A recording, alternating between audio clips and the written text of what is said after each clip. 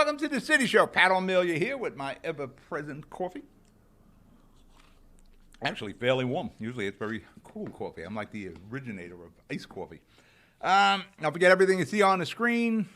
Follow us on Facebook. Subscribe to us on YouTube. Follow us on Twitter, Instagram, live stream, Vimeo. That's where we archive all our streaming shows. All our shows are archived there. So if you missed something, you want to see something again, go to Vimeo, live stream, or even YouTube. But you can't kick me off live stream Vimeo. YouTube, that gets a little shaky. All right, let's open the show. Hoboken. I love Hoboken. There's always something interesting in Hoboken. You know, I was saying last week they had the St. Patrick's Day. I actually didn't hear it much about the parade.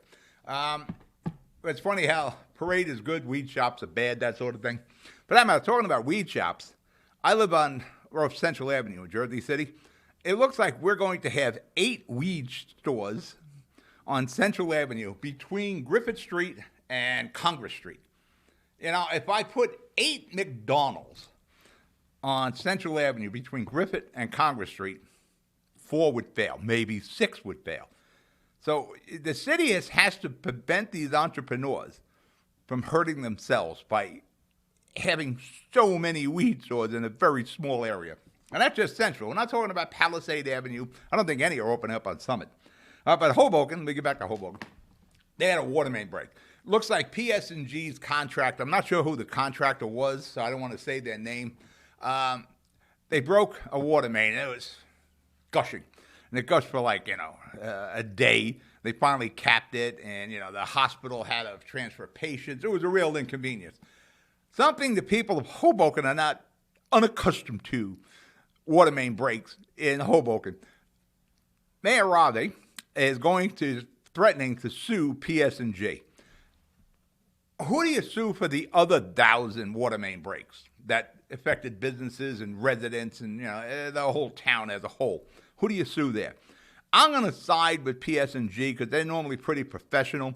Chances are that water main wasn't marked out right, and when they started doing some work in the street, boom, they hit it. I'll side with PS&G before Hoboken. All right, we're going to break for commercial. When we come back, we'll go over the topics, and we'll get things rolling. You're watching The City Show. I'll be right back.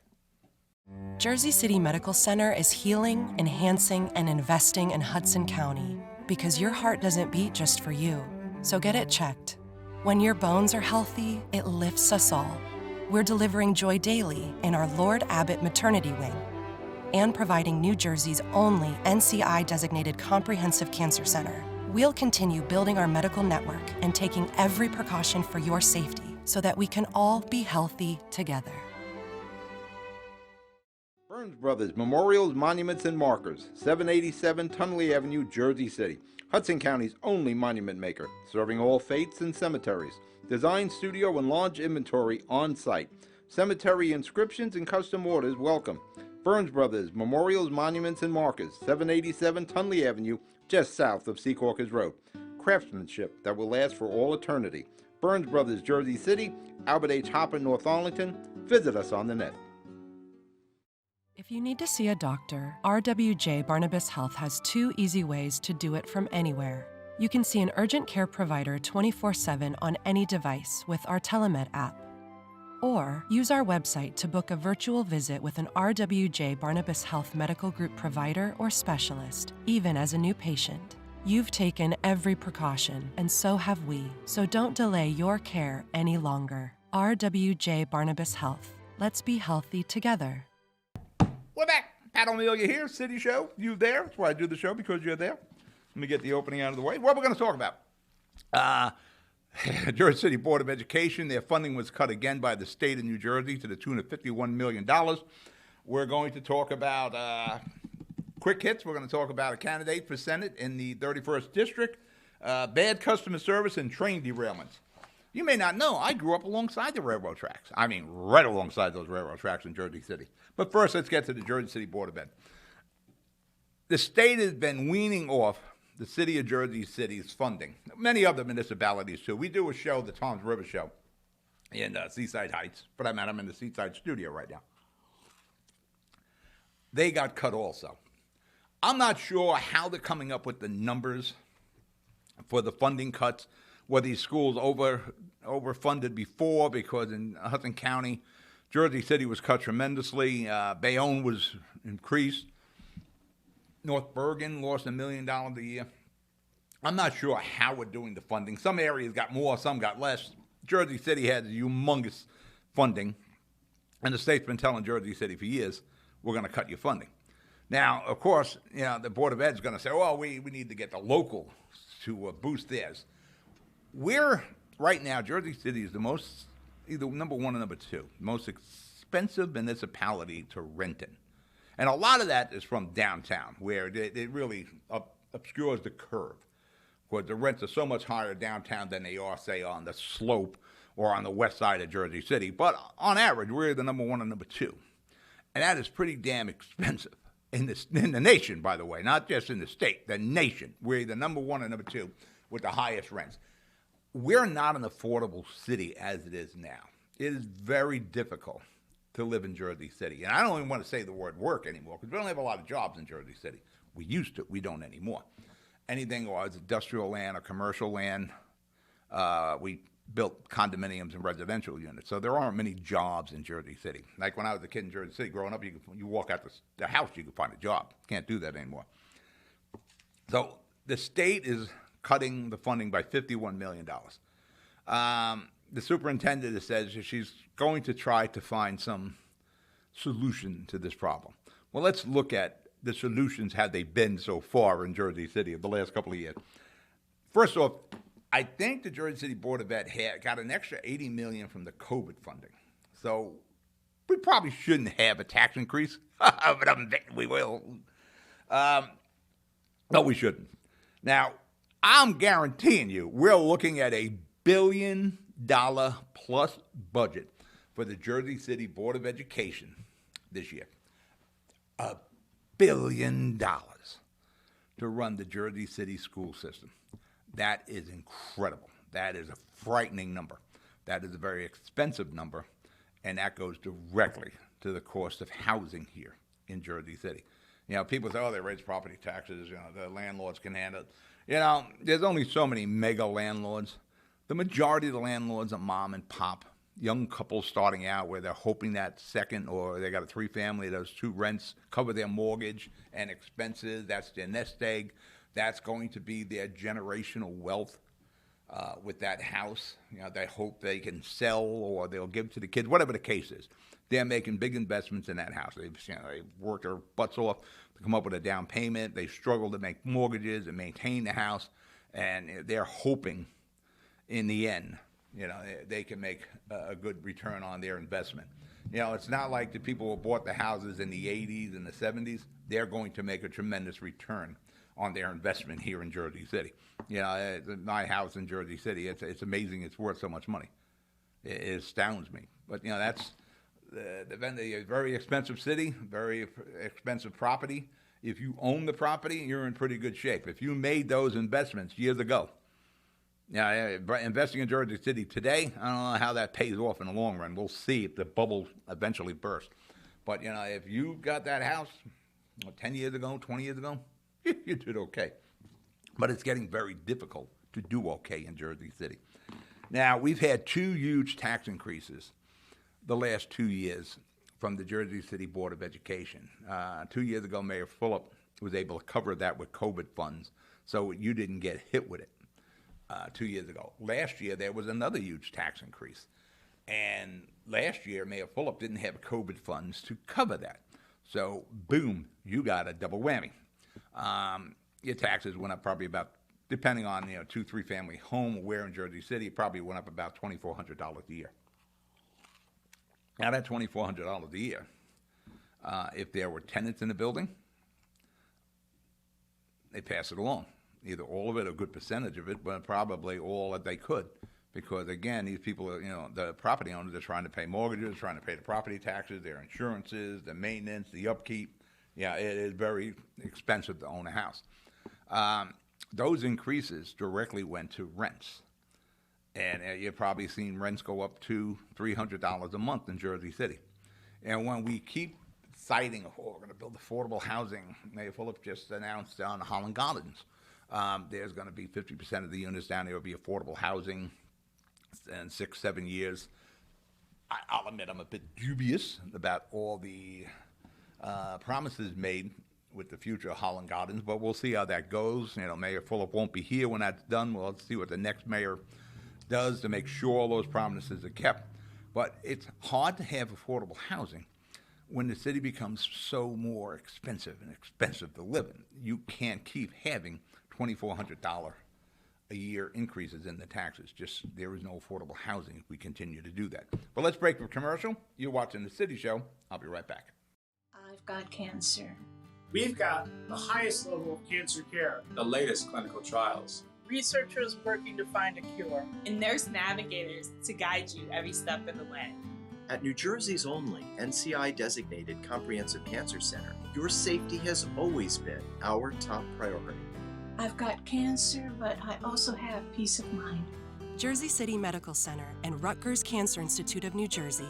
Let's beat cancer together.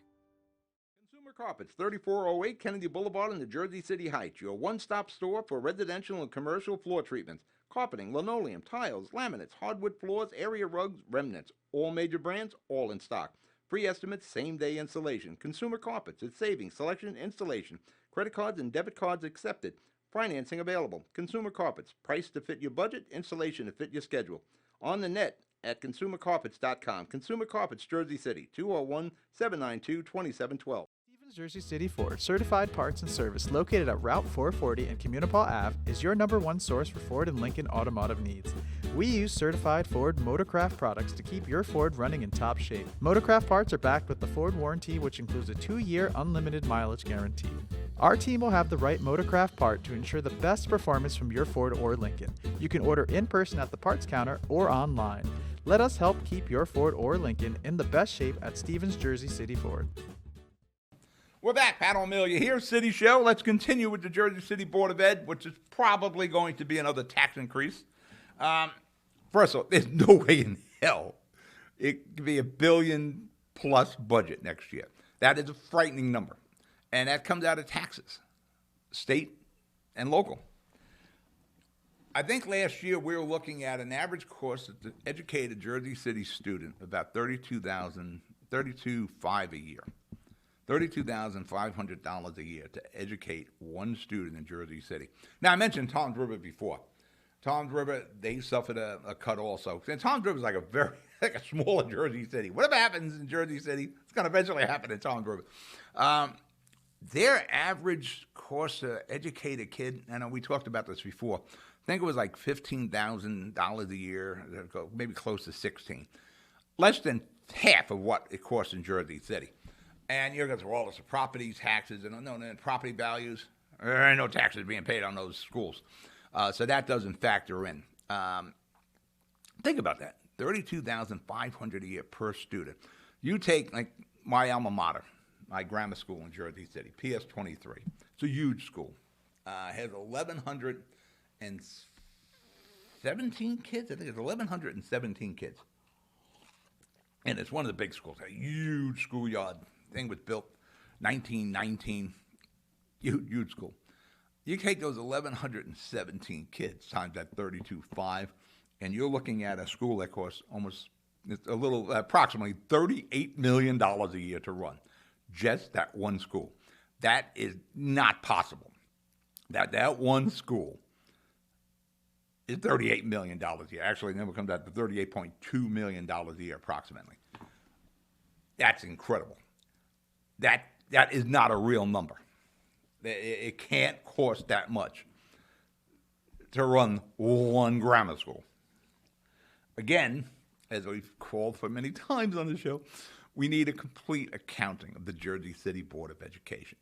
You, me, the city, we really need to know what does it cost to run our school system. And I said many times on the show, I will take the teachers' salaries off the table. Not cutting it. That's locked in as an expense. Every other nickel has to be reviewed and explained. We owe it to the people of Jersey City. We owe it to the property owners. We owe it to the people who are renting. If we don't make some moves now, we'll never get out of that number one and number two rating as the most expensive city in the nation to rent. We're bound to fail if that continues. It's just not sustainable. One of the problems we have is the teachers union in Jersey City is very powerful. They fund candidates. They basically run the Jersey City Board of Education. Their board members, all the trustees, are basically beholden to the Jersey City School Teachers Union. No matter what efforts are made, it is almost impossible to win an election for the school board here because of the bottomless pit of money that the union will throw at the candidates for trustees. That's why, we desperately need an appointed board to take away the influence of the union. That's just, listen, if the union's calling the shots in any business, it's not going to work. Because the union, of course, their job is to protect your employees. And if they're calling the shots for the Jersey City Board of Education, they're protecting employees, they're not protecting you. So we need those checks and balances, and we're not getting it with the elections because it's impossible to beat the teachers union here. So it is imperative that we get an appointed board to loosen that death grip the union has on the teachers, on the Board of Education. And we're kidding ourselves unless we get a handle on the Board of Education expense when we talk about affordable housing. There can be no affordable housing when we keep jacking the taxes every year. And those taxes going up go right to the rents. That's how it works. If there's a property owner, the two-family or three-family home, and that increase comes in, these things, and then we're not talking $50, $80 a year. We're talking $2,400 last year. You just can't eat that. It's got to be passed along, and that caused rents to go up $200, $300 a month. I don't know who's got that extra $200 or $300 a month. We have to get a handle on that. We have to do all we can to make Jersey City affordable. It's not affordable. It's a very tough city to live in right now. It is extremely expensive. I could probably deal with the $1 billion budget if it was building schools. But we're not building schools. We've gone through this before. We keep building huge complexes, 50, 40-story towers, 50-story towers, 10-story towers, whatever, what are all these towers? Thousands and thousands of units of housing are coming online. They're not being built for Jersey City people. People are coming in. So we need to have more schools. Problem is, schools are expensive, and we're not building any. And we're going to run out of school, already out of school space. We need to address that. Maybe we need to look at how charter schools are operated. They're certainly cheaper than operating the Jersey City school system. So maybe we look at that. Brett Schundler is in the process of building a new school down on Caven Point Road. He runs a charter school. He's going to be able to build one. The Jersey City public school system can't. All right, we're going to break for commercial. You're watching The City Show. I'll be right back. Panapinto Properties, Jersey City, shaping the workplace with state-of-the-art office spaces and addresses your company desires. Building residences that define your home environment, adjacent to all modes of transportation with on-site parking available. The right address, the right lease. Call 201-521-9000 or visit online at panapintodevelopment.com. Panapinto Properties, building Jersey City for everyone. Jersey City Medical Center has a passion for heart health. We're Hudson County's only full-service heart hospital, with innovative technologies and premier cardiovascular physicians, a partnership with Rutgers Health, the latest technology and medical advancements, and nationally renowned care for every heart in every community. Whoever your heart beats for, our hearts beat for you. Jersey City Medical Center. Newport, the luxury waterfront community on the Hudson River, offers a quality of life you deserve in one of our many high-rise towers. With amenities such as the on-site Newport Path, light rail, Newport Town Square, 3 playgrounds, dog run, upscale restaurants, retail giants like Kohl's, JCPenney, Macy's, and Target. Morton Williams and Acme Supermarket are just outside your front door. A health and fitness center, skating rink, and medical facilities are also on site. Enjoy the New York skyline from our waterfront and various parks. Manhattan is just one pass stop away, or a quick ride through the Holland Tunnel. Nursery and private elementary schools all on site. 12-screen movie theater at the Newport Center Mall. Looking to visit? Stay at the Westin or Marriott Hotel. For more information, visit us at newportnj.com. Make lasting memories to cherish forever. It's incredible. It's you, Newport. Live like you want.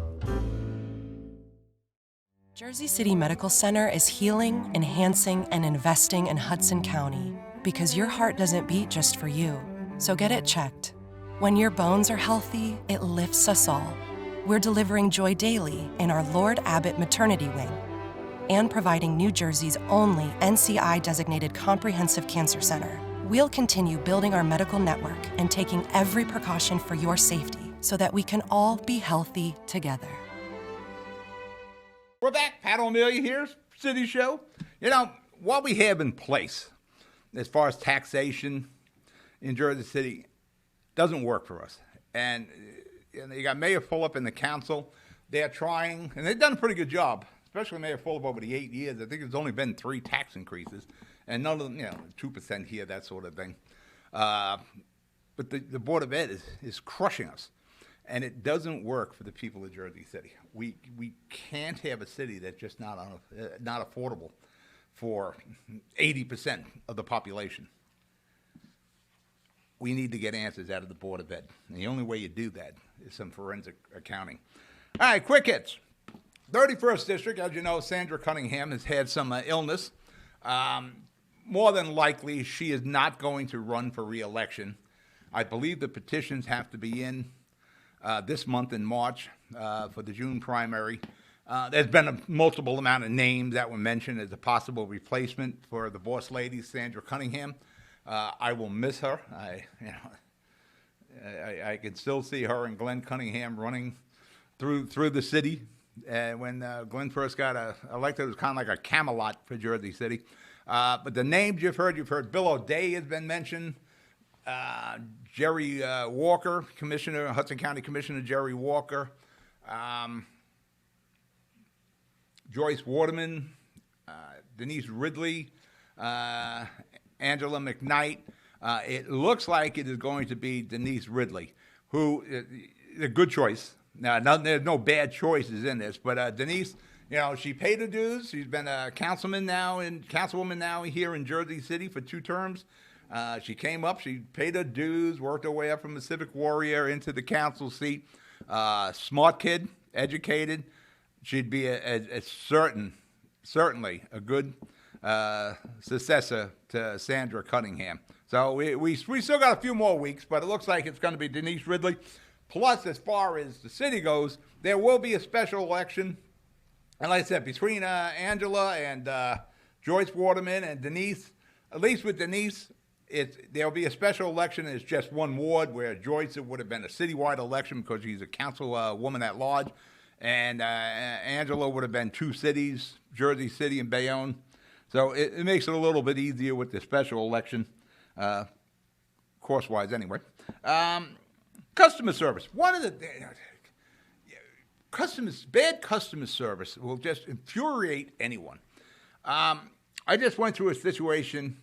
We changed the cameras at my daughter's house in Seaside Heights. For 5 years, we had all our cameras, and they were outdoors for 5 years. So they started malfunctioning, so it was time to get new cameras. So there was a deal at Amazon. So I said, let's get these cameras. So we got 4 new Amazon cameras, no hub. They're all hooked up to the Wi-Fi. And right out of the box, there's a problem getting these working. And again, I got experience with all our cameras. We've had them for 5 years. Problem, I can't get in touch with customer service. And it keeps referring to these apps. Now, I do a lot of consumer issues, and I'm usually pretty successful. So I had phone numbers for all, a lot of phone numbers. None of them were functional anymore. Got with Amazon. I told them what the problem is. Amazon, we'll figure it out. Amazon couldn't get a phone number for all. So Amazon said, listen, we'll send you, a return slip and you can send it back. I said, no, it's not the thing. I need the service.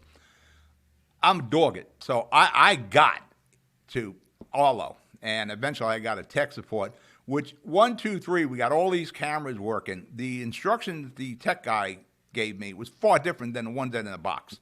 So we got them working. I explained to the guy, I said, this isn't good customer service. And one of the first things I do with customer service, I start looking at Yelp ratings, Better Business Bureau, deplorable ratings for Arlo with Better Business. It was like 1 out of 5 stars. And almost every complaint they had on the Better Business Bureau was customer service. Arlo's got to get on the ball here because it's a good product. But the customers, you need to be able to talk to a human tech. This is your home security, not screwing around with some friggin' app, or you're going to go to the chat forum. No, I need tech service. This is my home security. But we got it taken care of. Well, you shouldn't have to go through hoops for something you pay good money for, by the way. Train derailments. Normally, I don't get involved in these national issues, but I grew up along, as I said earlier, I grew up along the tracks in Jersey City, down in Dogpatch on West Side Avenue.